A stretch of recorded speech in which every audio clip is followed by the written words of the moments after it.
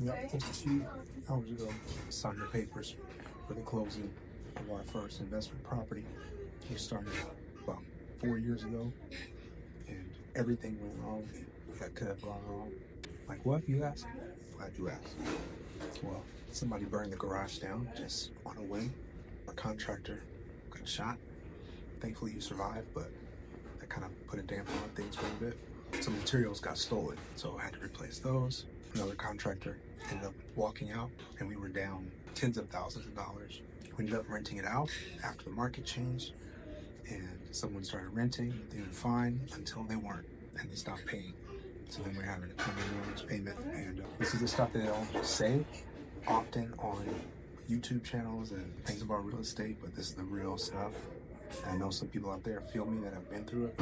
To be in the arena and to be fighting this battle is really about the lessons that you learn from this, and it's not necessarily about getting the win all the time, because those losses can be just as powerful, and I hope that those lessons can help other people. But what saved us through all of this was the fact that we had business credit, 0% business credit, to be able to cover everything in the meantime.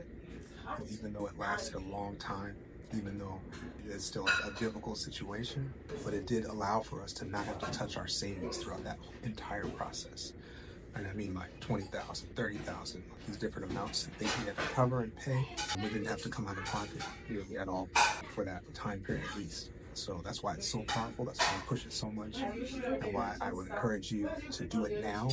If you don't need it, if you're not in a project or whatever the case, do it now so you can get going and be able to be prepared for when things go wrong, and then change your mindset on wrong, because stuff is going to happen and you need to learn these lessons to be able to excel at the level that you need to get to your next level, to get to your greatness, to get to your abundance. So, yeah, that's it.